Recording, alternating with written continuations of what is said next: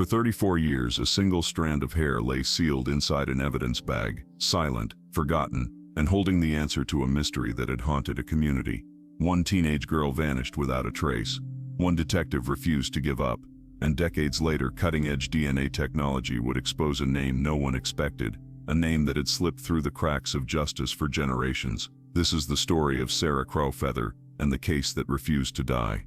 In the months and years after Sarah Crowfeather's disappearance, Detective William Fraser found himself fighting a lonely battle.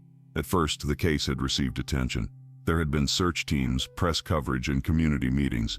But as time passed with no major breakthroughs, priorities shifted. Local agents were reassigned to drug trafficking cases that carried more political weight and drew more public pressure. One by one, the resources Fraser depended on were pulled away. Eventually, he was left nearly alone, working a cold case on reservation land that few outside the community seemed to care about anymore. It was as if the world had moved on, except for him. Fraser refused to let the case fade into the background. He spent long nights in his office, poring over files, witness statements, and maps.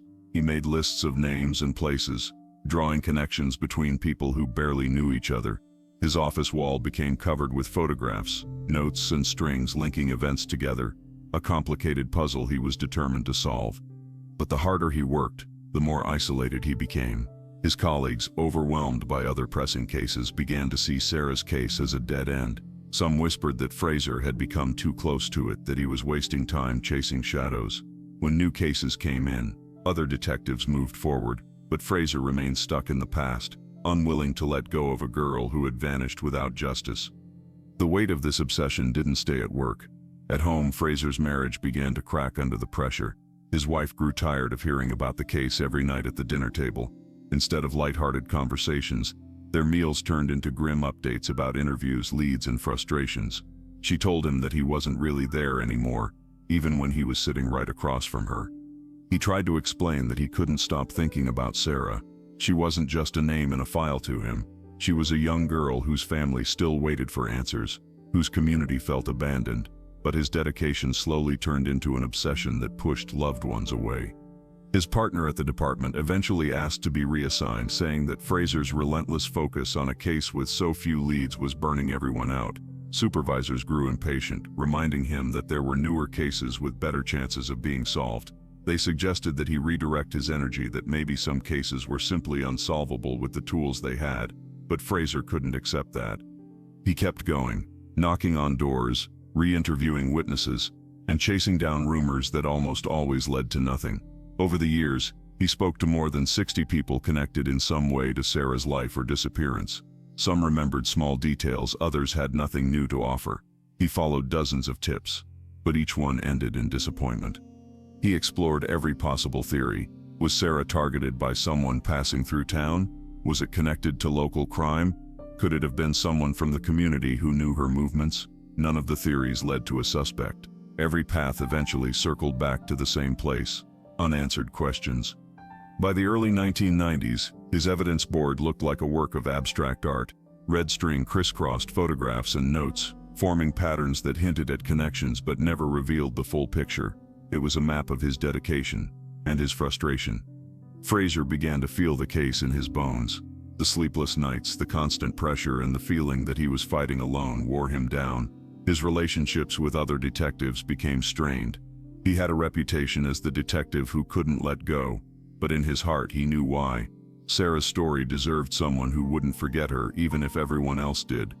He told himself that if he stopped, the case would disappear completely, and he wasn't willing to let that happen.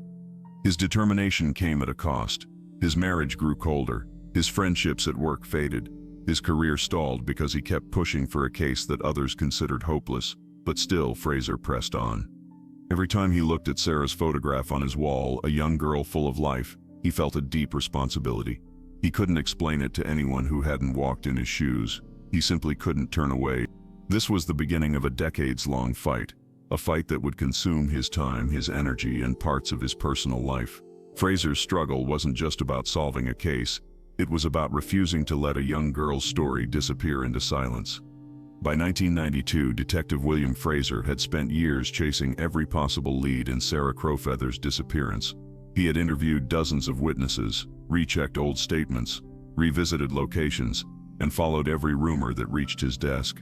But no matter how many doors he knocked on, or how many late nights he spent in the office, the case remained painfully stuck. The early burst of energy that surrounded the investigation had faded long ago. There were no new suspects, no new clues. The search had slowed to a crawl, and for many people in law enforcement, Sarah's case was now little more than a dusty file on a shelf. But for Fraser, it was personal. He often sat alone in his office after everyone else had gone home, staring at the evidence board. Photos of Sarah, newspaper clippings, hand-drawn maps, and interview notes covered the wall.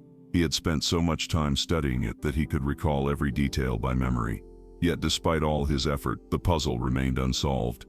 Many leads ended in frustration. People moved away. Memories faded.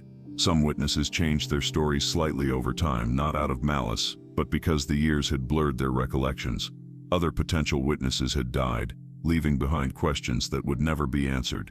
It was like trying to build a complete picture with half the pieces missing. Fraser's superiors began to pressure him to close the file and move on. They told him there were no new developments, no budget left, and no justification to keep spending time on a case that seemed impossible to solve. But Fraser resisted. He couldn't accept the idea of letting Sarah's story disappear into silence. In early 1993, determined to find a new angle, Fraser reached out to the FBI's Behavioral Science Unit, a move that was uncommon for cases like Sarah's at the time. He sent them everything he had: witness interviews, timelines, photos, and all the case notes he had carefully kept over the years. His hope was that a fresh, professional psychological profile of the offender might reveal something he had missed. Weeks later, the report arrived. Fraser opened the thick envelope alone in his office. The profile described the likely offender in chilling detail. According to the FBI profilers, the perpetrator was most likely a white male between the ages of 25 and 40 at the time of the crime. He probably lived or worked near Riverton, meaning he knew the area well, but he wasn't someone the community recognized closely. He may have appeared normal on the surface, but harbored violent tendencies beneath. The profile also suggested that the offender likely had a history of escalating behavior, perhaps starting with harassment or stalking, and eventually committing a violent act. He would have blended into the community just enough to avoid suspicion, while quietly observing his surroundings and his victim's routine. Reading the profile gave Fraser mixed emotions. On one hand, it confirmed many of his own instincts. He had long believed the killer wasn't an outsider passing through, but someone who had proximity without familiarity, close enough to know where to find Sarah, but distant enough not to be remembered easily. On the other hand, the profile didn't give him a specific name. It was a direction, not a destination. It painted a psychological picture of the kind of man they were looking for, but without new physical evidence. It was like trying to catch a shadow. Fraser used the profile to revisit old suspects. He reread their interviews, looking for signs that matched the behavioral traits described by the FBI. He pulled old personnel records, local employment files, and checked for anyone who fit the age, background, and personality pattern. But every time he thought he might be close, the lead would collapse. A suspect would have a strong alibi. Another would have moved away years earlier. Another didn't match key details. Weeks turned into months. The psychological profile gave the investigation a sharper focus, but not the breakthrough Fraser needed. He could feel the frustration tightening around him. He was following logic, science, and instinct, yet the truth remained hidden. By the end of 1993, Fraser was exhausted. He had the profile, he had his wall of clues, and he had his determination, but no suspect to match them to.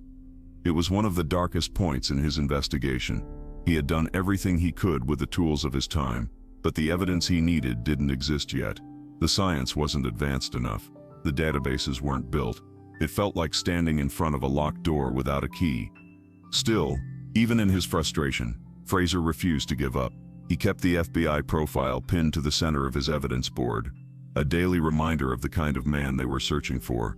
He didn't know it then, but this small step, reaching out for a psychological profile, would one day become a crucial piece of the puzzle that future investigators would build upon. For more than a decade, Sarah Crowfeather's case had gathered dust in the evidence room. Detective William Fraser eventually retired, his health worn down by years of relentless effort. When he left, he carried with him a quiet ache, the pain of knowing that despite all his dedication, he couldn't give Sarah's family the answers they deserved. The world moved forward. Technology changed. New tools emerged that detectives in the early 1990s could have only dreamed about. One of those tools was advanced DNA testing, powerful enough to extract genetic information from samples that were once considered useless. By the late 2010s, cold case units across the country began reopening old files, searching for overlooked evidence that could now be tested with new methods. Among those reviewing unsolved cases was Detective Amanda Walsh, a sharp and determined investigator known for her meticulous approach. She worked in a newly formed task force that focused on indigenous cold cases, stories that had too often been forgotten. While combing through old evidence logs, Walsh came across the Crowfeather file. It was thick, yellowed with age, and covered in handwritten notes from Fraser. Inside were crime scene photographs, maps, transcripts, and carefully labeled evidence bags.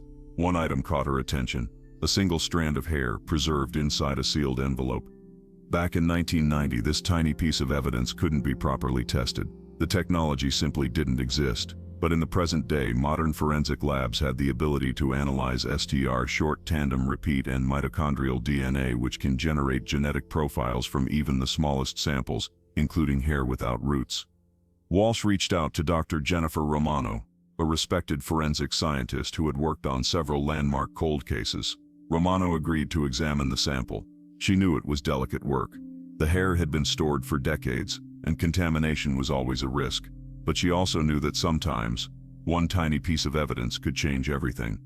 In a carefully controlled lab environment, Romano used modern extraction techniques to pull genetic material from the hair. Days turned into weeks as she and her team worked slowly and methodically. Every step was double-checked to ensure accuracy. Finally, they produced a viable DNA profile. Romano uploaded the genetic information to CODIS, the Combined DNA Index System, a massive federal database containing the profiles of millions of offenders, arrestees, and forensic samples.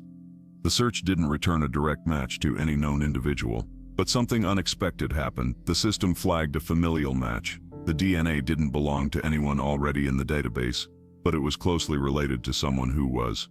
The match pointed to Thomas Weber, a man who had been convicted of unrelated crimes years after Sarah's disappearance. The DNA from the hair shared significant markers with Thomas's genetic profile, suggesting that the person responsible for the crime was a close family member, possibly a father, uncle, or brother. For Walsh, this was the first real lead in decades. A name, a family, a new thread to pull. She immediately began researching the Weber family's history, digging into old employment records, addresses, and background checks. She discovered that Thomas's father, David Weber, had worked seasonal construction jobs throughout Wyoming during the late 1980s and early 1990s, including a project near Riverton just weeks before Sarah vanished. Even more shocking, when Walsh cross-checked the original suspect lists, she found that David Weber's name had appeared briefly in a clerical note, but a filing error had removed him from the active investigation early on. For decades, he had simply slipped through the cracks. This discovery sent a wave of emotion through the cold case team. For the first time in over 30 years, the investigation had a tangible direction. It wasn't just guesswork or theories anymore. Science had spoken. Walsh reached out to Fraser, who was now living quietly in retirement. When she told him about the DNA match, he went silent for a long time. Then, with a trembling voice, he said, "I always knew the answer was still out there. We just didn't have the tools to find it." The torch had been passed. What began as Fraser's lonely investigation had now evolved into a new era, powered by modern technology and renewed determination. The single strand of hair, carefully preserved for decades, had finally spoken. It was proof that evidence doesn't lose its voice. Sometimes it just waits for the right moment to be heard. Detective Amanda Walsh knew that a familial DNA match was just the beginning. The real challenge lay in turning that genetic clue into a clear suspect. The name that CODIS had pointed to, Thomas Weber, was alive, traceable, and had a criminal record. But according to the lab results, the DNA from the preserved hair wasn't Thomas's. It belonged to someone closely related to him. Walsh began piecing together the Weber family tree. Thomas had grown up in a working-class household. His father, David Weber, was the head of the family, a quiet but strict man who worked seasonal construction jobs. He often moved from town to town, taking short-term contracts wherever there was work. Through employment records, Walsh discovered something chilling. David Weber had been working near Riverton in 1990. at a road construction site just a few miles from where Sarah Crowfeather was last seen. He was in the area for several months, then abruptly left the job shortly after Sarah's disappearance. At the time, this had seemed unremarkable. Seasonal workers often came and went, but now, through the lens of the DNA match, that departure looked suspicious. Digging deeper, Walsh reviewed the original investigation notes. Buried inside a box of old files was a brief mention of a David W., who had been listed as part of a background sweep of local workers during the early stages of the case. A clerical error, however, had caused his name to be mislabeled in the database, which meant he was never properly followed up on. It was a simple mistake, but it allowed a potential suspect to vanish from the investigation for more than 3 decades. Walsh requested David Weber's criminal history and found a disturbing pattern. While he had never been convicted of a violent crime, his past included several arrests for assault, harassment, and breaking and entering. He had also been questioned but never charged in multiple incidents involving women in nearby counties. Most of these cases had been dismissed for lack of evidence, but together they painted a picture of a man with a dangerous side. She also traced where David had lived over the years. He had moved frequently, sometimes leaving abruptly after conflicts with neighbors or employers. His movements overlapped with other unsolved cases involving young indigenous women across Wyoming and Montana. At the time, these cases were investigated separately with little coordination between jurisdictions, but when Walsh placed them on a timeline, a chilling pattern began to emerge. Walsh's next step was to speak with Thomas Weber, the man whose DNA had provided the critical familial link. She found him living in Colorado, far from his childhood home. Thomas was initially hesitant to talk. He was protective of his privacy and wary of law enforcement. But after Walsh carefully explained why she was investigating his family and how DNA had connected him to the case, he agreed to meet her. In their conversation, Thomas revealed details that shook the investigation even further. He described his father as controlling, unpredictable, and secretive. As a teenager, he remembered his father coming home late at night during their time near Riverton, covered in dirt and smelling of alcohol. He also recalled that shortly after Sarah's disappearance, his father suddenly decided to leave town. He didn't explain why, Thomas said quietly. He just packed up and told us we were moving.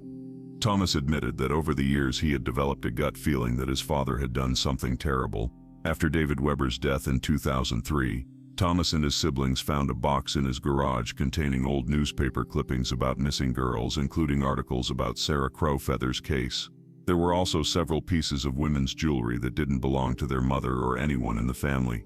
At the time, they didn't fully understand the significance, but looking back, Thomas believed it was a dark collection, tokens from his father's crimes. For Walsh, these revelations were critical. They transformed David Weber from a name on a file into a living suspect, with opportunity, proximity, a violent history, and disturbing behavior patterns. Even though David had died years earlier, she now had both forensic evidence and credible testimony linking him to Sarah's disappearance. She compiled everything into a comprehensive case file: the DNA results, employment records, witness statements, and Thomas's testimony. When she presented it to the task force, the room fell silent. After decades of dead ends, the puzzle pieces were finally aligning. The Weber family connection was more than just a lead. It was the key that unlocked a hidden chapter of the investigation. A single clerical error had buried David Weber's name for decades, but DNA technology and determined detective work had pulled it back into the light. For Sarah's family, who had lived with uncertainty for so long, this development brought both relief and heartbreak. The man who had likely taken Sarah from them was no longer alive to face trial, but for the first time they had a name, and the truth that had been denied to them for 34 years. Detective Amanda Walsh knew that the DNA evidence and family connection were strong, but she also understood that to bring the truth fully to light, she needed more than lab reports and timelines. She needed someone who could speak about David Weber's life from the inside, someone who could fill in the missing emotional and behavioral details that no file could capture. That person was Thomas Weber, David's son. His DNA had been the key to unlocking the family connection, but now his memories and honesty would become just as important as the forensic evidence. Walsh traveled to Colorado to meet Thomas again. This time, the meeting was more personal. It took place not in an office, but in Thomas's modest home. He seemed nervous but willing. As they sat down, Walsh explained what she had uncovered: the DNA link, his father's work history, the original clerical error, and the growing evidence connecting David Weber to Sarah Crowfeather's disappearance. Thomas took a deep breath. his hands trembling slightly as he began to talk. For years he had carried an uneasy suspicion about his father, but he had never spoken openly about it. He said that David was a man who maintained a strict, almost militaristic household. He was the kind of father who expected absolute obedience, and any sign of questioning was met with anger. As a teenager, Thomas had learned to stay quiet around him, but looking back, there were moments that now stood out in a disturbing way. He recalled one night in 1990, not long after Sarah's disappearance, when David came home late. His clothes were dirty, his hands scratched, and his mood was tense. He didn't talk to anyone, Thomas said softly. He went straight to the garage, locked the door, and stayed there for hours. None of us were allowed to ask questions. Soon after, their family abruptly left Riverton. David gave no explanation, just packed the truck and told everyone they were moving. It felt like we were running from something, Thomas admitted. Years later, after David's death in 2003, Thomas and his siblings cleaned out the garage and discovered a box hidden on a shelf. Inside were newspaper clippings about missing and murdered women, some dating back decades. Among them were several articles about Sarah Crowfeather's case. Thomas also found a small collection of jewelry, earrings, rings, and necklaces that didn't belong to his mother or sisters. At the time, the family didn't know what to make of it. We thought maybe he was just strange, Thomas explained. But deep down, I think I always knew those things weren't innocent. I just didn't want to face it. As Walsh gently guided the conversation, Thomas's voice grew heavier with emotion. He admitted that over the years he had tried to convince himself his father was simply strict, not dangerous. But as more stories of missing Indigenous women surfaced in the news, he began to feel a gnawing guilt. I kept thinking about that box, about that night, about how we left town, he said. It never stopped haunting me. Eventually, Thomas broke down in tears. I think he did it, he whispered. I think my father hurt that girl, and maybe others too. I should have spoken up earlier. Maybe someone would have listened. Walsh reassured him that what he was sharing now mattered greatly. His honesty was not only helping Sarah's case, it could bring closure to other families as well. Thomas went on to describe other troubling memories. His father's obsession with news reports about missing women, his tendency to drive alone late at night, and his violent temper that sometimes flared without warning. All of these details, combined with the DNA evidence, employment records, and his proximity to Riverton, built a clear and chilling picture of David Weber's hidden life. With Thomas's statements carefully documented, Walsh and her team reviewed other unsolved cases from the region. They noticed striking similarities: victims who fit a similar age range and background, disappearances that occurred near areas where David had worked, and time frames that aligned with his travels. While there wasn't enough evidence to prove involvement in every case, the pattern was undeniable. David Weber had likely been a predator hiding in plain sight, protected for years by gaps in communication between agencies and outdated technology. When Walsh presented the full case file, DNA results, Thomas's testimony, employment records, and the timeline of David Weber's movements to the review board, the response was unanimous. Although David was deceased and could not face trial, he was officially identified as the prime suspect in Sarah Crowfeather's disappearance and murder. For Thomas, the experience was both painful and liberating. He had confronted the darkest truth about his father, and in doing so had helped give a voice to someone who had been silenced for decades. He can't hide anymore, Thomas told Walsh. The world knows now. The confession didn't come from David Weber himself. He had taken his secrets to the grave, but through his son's honesty and the power of science, those secrets were finally pulled into the light. On a cold March morning, 34 years after Sarah Crowfeather vanished, Detective Amanda Walsh picked up the phone to make the call that Sarah's family had waited decades to receive. The sun had just started to rise over the snow-covered fields of Wyoming. For Walsh, it wasn't just another case update. It was the moment that carried the weight of an entire community's grief, hope, and perseverance.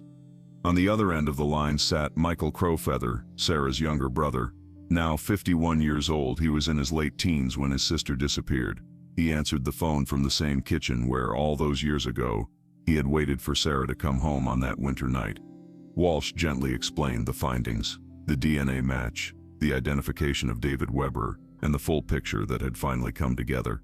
Michael listened in silence. There was no dramatic outburst, just a long, heavy pause as the truth settled over him. After a moment, his voice broke softly. "We have been waiting so long to hear this. I didn't know if this day would ever come. The news spread quickly through the Wind River Reservation. For years, Sarah's case had been a painful reminder of how crimes against Indigenous women often went unresolved. Elders spoke of her spirit as one that had remained in between worlds, waiting for her story to be told. Now, with the truth revealed, the community could finally begin the spiritual process of letting her rest. A special reburial ceremony was held at sunrise on a hill overlooking the reservation. The sky was painted with pale orange and soft pink as family, friends, and community members gathered in silence. Traditional Arapaho songs filled the air, their melodies both mournful and healing. Elder Dorothy Burns, now in her 80s, led the prayers. She spoke about how Sarah's spirit could finally complete its journey, no longer trapped by unanswered questions. For Michael, the ceremony brought a bittersweet mix of emotions. There was relief in finally having answers, but also a deep ache knowing that justice in a courtroom would never happen. David Weber was dead. There would be no trial, no opportunity to confront him, no official sentencing. "It feels like we closed a chapter," Michael said quietly, "but the book isn't finished. There are other families still waiting for their pages to be written." In the months that followed, Sarah's case became a symbol of change. The federal government announced a comprehensive review of cold cases involving missing and murdered Indigenous women in areas where David Weber had lived or worked. Investigators identified at least 6 other unsolved cases that bore striking similarities: young Native women who vanished after encounters near remote work sites, often with little follow-up from authorities. While not every case could be conclusively linked to Weber, the investigation highlighted a tragic reality: systemic failures had allowed him to operate undetected for years. Lack of coordination between tribal, state, and federal agencies, coupled with limited resources and jurisdictional confusion, had created cracks wide enough for predators to slip through. Sarah's story forced law enforcement agencies to confront those failures openly. Michael decided to channel his pain into action. He established the Sarah Crowfeather Foundation, an organization dedicated to supporting families of missing and murdered Indigenous women. The foundation provided resources for families navigating complex legal systems, funded awareness campaigns, and pushed for legislative reforms to strengthen investigations on tribal lands. Sarah Sip's story won't just end with her, Michael told reporters during the Foundation SIP's launch. Her name will help others find answers. Her memory will protect future generations. Detective Walsh continued to work closely with the foundation. For her, Sarah's case was more than just another file.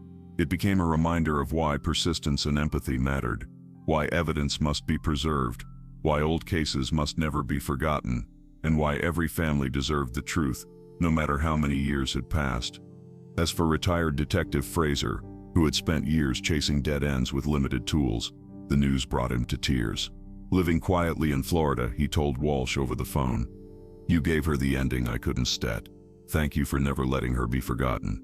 Sarah's grave now overlooks the same landscape where she spent her childhood, vast, open, and timeless. Visitors often leave flowers, ribbons, or handwritten notes, thanking her for inspiring change. Her story is told not just as a tragedy, but as a turning point that helped push for justice for many others. The legacy of Sarah Crowfeather's case reaches far beyond Wind River. It reminds the world that even when justice is delayed, it doesn't have to be denied.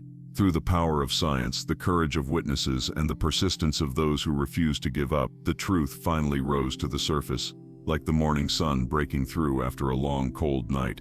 Sarah Crowfeather's story is more than just a cold case solved. It's a reminder that time may pass, but truth has a way of surfacing. For decades, one family held on to hope, one detective refused to give up, and one small piece of evidence carried the power to reveal everything. Across the country, there are still countless families waiting for the same answers, waiting for justice, waiting to be heard. Every shared story, every raised voice, helps keep these cases alive. If Sarah's story moved you, don't let it end here. Share this video, subscribe for more true crime stories that deserve to be told, and leave a comment to honor the voices that can't speak for themselves. Because remembering their names is how justice begins.